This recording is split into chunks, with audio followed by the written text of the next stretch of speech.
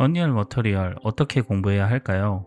어디서부터 시작해야 할지 막막한 분들이 많습니다. 이번 영상에서는 제가 머티리얼을 공부해온 방법과 실제 프로젝트에서 머티리얼을 어떻게 관리하고 사용하는지 이야기해 보겠습니다. 그럼 엔진 작업 영상을 하나 틀어놓고 편하게 이야기해 볼게요. 근데 미리 말씀드리면 저도 머티리얼을 엄청 잘하는 사람은 아닙니다. 영상에서는 쉽게 만드는 것처럼 보이지만 사실 저도 필요한 기능이 생길 때마다 공부하고 테스트하면서 하나씩 만들어가고 있습니다. 그래서 이번 영상도 정답을 알려드린다기보다는 제가 실제로 어떤 방식으로 공부했고 프로젝트에서는 어떤 기준으로 관리해 왔는지 경험을 공유하는 내용이라고 생각해 주시면 좋겠습니다. 노드 기반의 쉐이더 환경이 보편화되기 전에는 아티스트가 쉐이더를 직접 만들기가 어려웠습니다. 필요한 기능이 생기면 프로그래머한테 계속 요청해야 했거든요. 끝났다고 해서 받아보면 내가 말했던 기능이 또 아니에요. 다시 수정 요청하고 또 기다리고 기다림의 연속이었습니다. 아마 오래 개발하신 분이라면 한 번쯤은 다 겪어보셨을 거예요. 물론 프로그래머가 일을 안 해서가 아니라 당시 개발 방식 자체가 그랬던 것 같아요. 아티스트는 기다리고 프로그래머는 요청이 점점 쌓이고 서로 고생하던 시절이었죠. 그러던 와중에 언리얼 3에서 노드 기반 머티리얼과 키즈맷이 등장했습니다. 프로그래밍을 몰라도 아티스트가 직접 쉐이더를 만들고 간단한 게임 로직까지 구현할 수 있게 된 거죠. 개인적인 생각이지만 에픽도 내부에서 비슷한 문제를 많이 겪었을 것 같아요. 아티스트가 계속 와서 이 기능 하나만 만들어주세요, 이것도 추가해주세요, 수정해주세요, 이런 요청이 반복되니까 차라리 아티스트가 직접 만들 수 있는 시스템을 제공하자는 방향으로 발전한 게 아닐까 싶습니다. 결국 언리얼이 추구했던 방향 중 하나는 아티스트가 프로그래머를 기다리지 않고 직접 작업할 수 있게 하는 것. 사실 이게 기다리는 시간이 줄어들면 개발 속도도 빨라지고 원하는 기능도 바로 테스트할 수 있고 결국 프로젝트 전체의 비용도 함께 줄어들게 됩니다. 그리고 이런 철학은 지금까지도 계속 이어지고 있습니다. 키즈맷은 이후 블루프린트로 발전했고 머티리얼 시스템도 계속 발전하면서 지금은 프로그래밍을 몰라도 아티스트가 머티리얼을 만들고 간단한 게임 로직을 구현하고 애니메이션이나 VFX까지 직접 제작할 수 있는 환경이 되었습니다. 물론 복잡한 시스템은 여전히 프로그래머의 영역이지만 반복적으로 요청하던 많은 작업들은 이제 아티스트가 직접 해결할 수 있게 되었습니다. 제가 기억하기로 언리얼 머티리얼 작업을 처음 했던 게 언리얼 4 때였습니다. 당시 콘솔 프로젝트의 배경 리더로 합류를 했는데 사실 저는 언리얼 엔진을 그때 처음 써봤어요. 머티리얼이 문제가 아니라 엔진 자체가 처음이었던 거죠. 당시 팀의 기조는 모든 구성원이 언리얼 엔진을 잘 다루는 것이었습니다. 그래서 저도 정말 열심히 공부했고 팀 차원에서 지원도 많이 해줬습니다. 지금 와서 생각해보면 그 방향이 틀리지 않았던 것 같아요. 요즘은 삼삼원정대처럼 소수 인원으로도 고퀄리티 게임을 만드는 사례가 많잖아요. 그런 프로젝트일수록 아티스트도 엔진을 잘 다루는 역량이 점점 더 중요해지고 있다고 생각합니다. 앞으로도 이런 형태의 개발이 점점 늘어나지 않을까요? 물론 이건 어디까지나 제 생각입니다. 오늘은 그때 제가 어떤 방식으로 공부를 했고 어떤 순서로 익혔는지를 이야기해 볼게요. 첫 번째로는 공식 문서를 보는 습관을 들이세요. 생각보다 정말 많은 내용이 정리되어 있습니다. 기능 설명부터 사용 방법, 예제까지 대부분 공식 문서에서 확인할 수 있습니다. 또 개발하다가 막히는 부분이 생기면 공식 포럼에서 비슷한 사례가 있는지 먼저 찾아보는 습관도 중요합니다. 생각보다 같은 문제를 먼저 겪었던 사람들이 많아서 의외로 금방 해결되는 경우도 많습니다. 두 번째로 에픽에서 공개하는 샘플 프로젝트는 꼭 한 번씩 보시는 걸 추천드립니다. 공식 문서에서 봤던 기능들이 실제 프로젝트에서 어떻게 구현되어 있는지 직접 확인할 수 있습니다.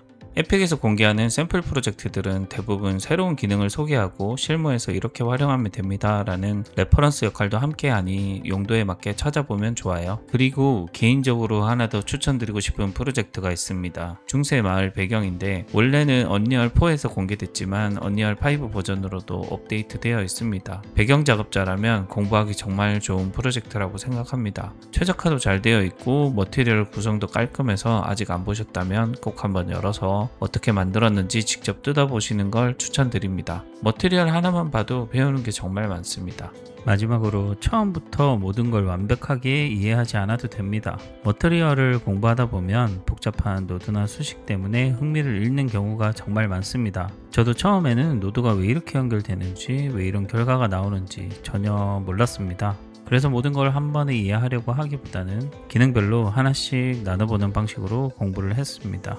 저는 처음 공부할 때 파라곤 프로젝트를 정말 많이 봤습니다. 당시 기준으로도 머티리얼 구성이 굉장히 참신했고 배울 점이 많았던 프로젝트였습니다.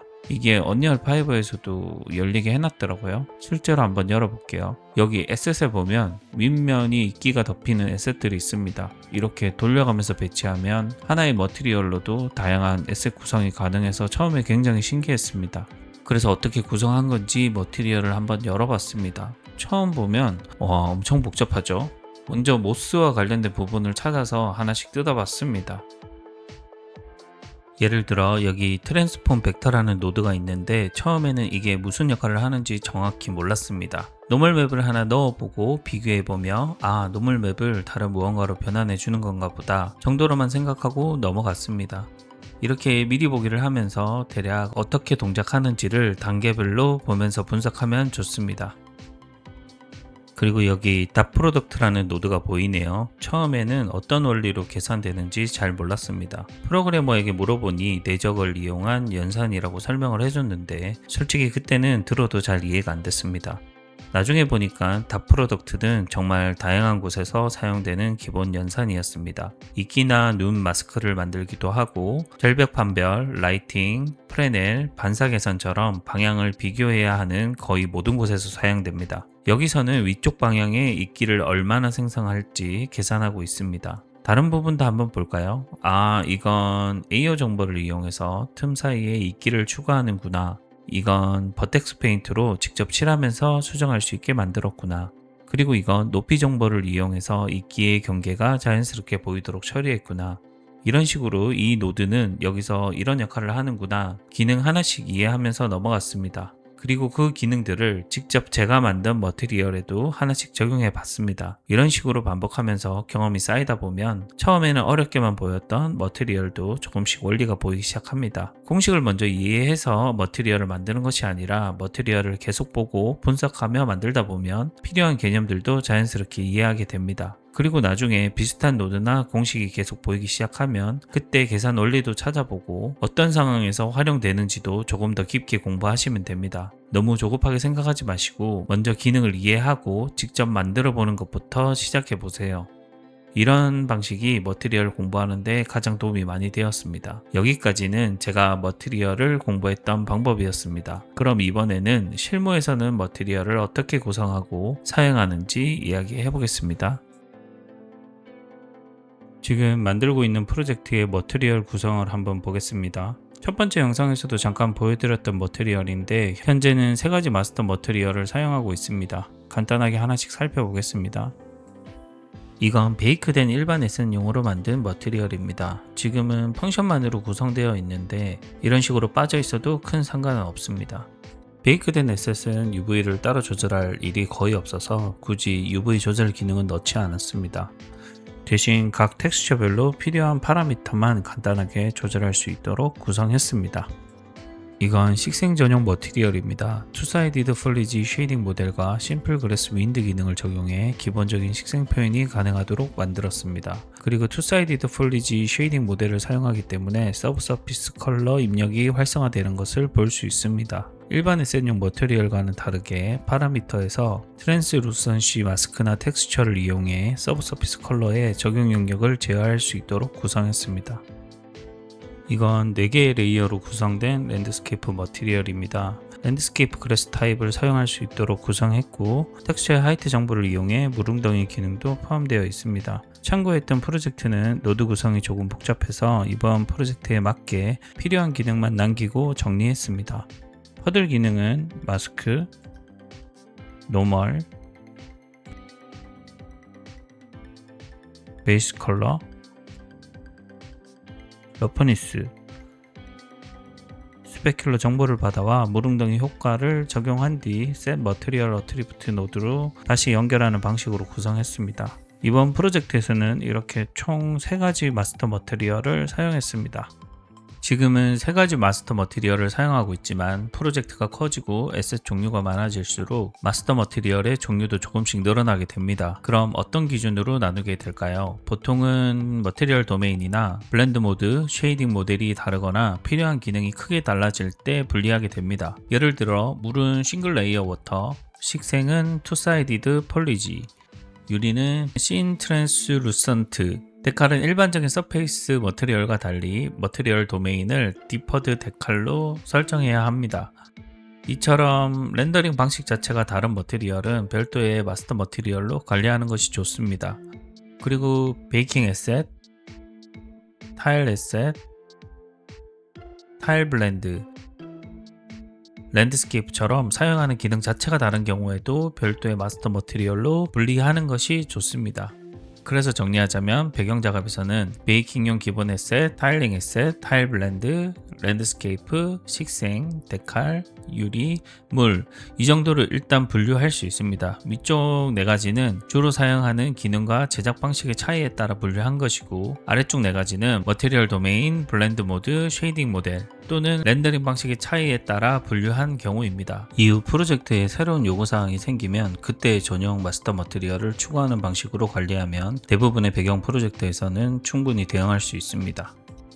그리고 머티리얼을 구성할 때 한 가지 주의할 점이 있습니다. 단순히 기능 하나를 추가하기 위해 기존 마스터 머티리얼을 계속 복제해서 새로운 마스터 머티리얼을 만드는 것은 추천하지 않습니다. 비슷한 마스터 머티리얼이 계속 늘어나면 프로젝트가 커질수록 유지보수 비용도 함께 커지게 됩니다. 예전에 한 프로젝트에서는 구매한 에셋을 그대로 프로젝트에 사용하다 보니 비슷한 마스터 머티리얼이 많이 생겨 있었습니다. 결국 기능을 어디에 추가해야 할지 기준이 모호해졌고 머티리얼 구조를 다시 설계했던 경험이 있었습니다. 왼쪽 그림처럼 마스터 머티리얼이 여러 개로 나뉘어 있으면 공통 기능 하나를 수정할 때도 같은 작업을 여러 번 반복해야 합니다. 반면 오른쪽처럼 공통 기능은 하나의 마스터 머티리얼에서 관리하고 에셋에 따라 필요한 기능은 스태틱 스위치로 선택할 수 있도록 구성하면 마스터 머티리얼을 한번 수정하는 것만으로도 이를 사용하는 모든 머티리얼 인스턴스에 동일하게 반영할 수 있습니다. 그래서 마스터 머티리얼은 최대한 공통 기능을 담당하도록 만들고 실제 사용하는 설정은 머티리얼 인스턴스로 관리하는 구조를 추천드립니다. 지금까지는 마스터 머티리얼을 어떻게 나누는지 이야기했습니다. 그럼 실제 프로젝트에서는 이 머티리얼들을 어떻게 관리할까요? 저는 마스터 머티리얼에서 바로 머티리얼 인스턴스를 만들어 에셋에 적용하지는 않습니다. 중간 기준이 되는 대표 머티리얼 인스턴스를 하나 만들어 두고 실제 에셋들은 이 인스턴스를 부모로 하는 하위 머티리얼 인스턴스를 만들어 사용합니다. 지금 도표처럼 마스터 머티리얼 아래에 기능별로 설정된 대표 머티리얼 인스턴스를 만들어 두고 실제 에셋용 인스턴스가 이를 다시 상속받는 구조입니다. 예를 들어 일반적인 베이크 에셋을 위해 MMPO 디폴트라는 마스터 머티리얼이 있다면 그 아래에 자주 사용하는 기능 조합을 설정한 대표 머티리얼 인스턴스를 만들어 둘 수 있습니다. 일반적인 에셋은 MMIPO 디폴트를 사용하고 발간 기능이 필요한 에셋은 MMIPO 디폴트 이미시브, 드롭 아이템처럼 별도의 효과가 필요한 에셋은 MMIPO 디폴트 아이템을 부모로 사용합니다. 이 구조의 첫 번째 장점은 에셋 제작 과정이 단순해진다는 것입니다. 에셋 제작자가 마스터 머티리얼 내부의 기능을 모두 이해하고 직접 조합할 필요가 없습니다. 작업자는 에셋의 용도에 맞는 인스턴스를 선택하고 하위 인스턴스에서 텍스처와 필요한 파라미터 값만 변경하면 됩니다. 그래서 잘못된 스태틱 스위치 조합을 만들거나 필요한 기능을 빠뜨리는 실수를 줄일 수 있습니다. 두 번째 장점은 같은 기능을 사용하는 에셋들의 공통 설정을 한 번에 관리할 수 있다는 것입니다. 예를 들어 드롭된 아이템에 반짝이는 효과를 추가해야 한다고 해보겠습니다. TA가 마스터 머티리얼에 해당 기능을 한번 추가하고 그 기능을 활성화한 대표 머티리얼 인스턴스를 만들어 두면 드롭 아이템들은 모두 이 인스턴스를 부모로 사용하면 됩니다. 이 머티리얼 인스턴스를 상속받아 샘플 에셋에 적용해 보겠습니다. 이후 반짝임의 기본 강도나 속도를 변경해야 한다면 기준이 되는 머티리얼 인스턴스의 설정만 수정해도 이를 상속받는 모든 에셋의 변경사항이 한 번에 반영됩니다. 세 번째 장점은 프로젝트의 제작 기준을 통일할 수 있다는 것입니다. TA나 리드가 기능별 권장 설정을 미리 만들어 두고 아티스트에게 일반 베이크 에셋은 이 인스턴스를, 빛나는 에셋은 이 인스턴스를, 그리고 드롭 아이템은 이 인스턴스를 쓰세요 처럼 기준을 전달할 수 있습니다. 그러면 작업자마다 서로 다른 기능 조합을 만드는 것을 줄일 수 있고 프로젝트 전체의 머티리얼 설정도 비교적 일관되게 유지할 수 있습니다. 또 특정 기능에 문제가 생겼을 때도 어떤 에셋들이 해당 기능을 사용하고 있는지 찾아보기 쉬워집니다. 다만 기준 인스턴스도 너무 많이 만들면 오히려 관리가 복잡해질 수 있습니다. 그래서 자주 사용하는 설정만 기준 인스턴스로 관리하는 것을 추천드립니다. 결국 이 구조는 표준화, 공통관리, 협업 효율을 위한 구조라고 생각하시면 됩니다. 팀마다 관리 방식은 조금씩 다를 수 있습니다.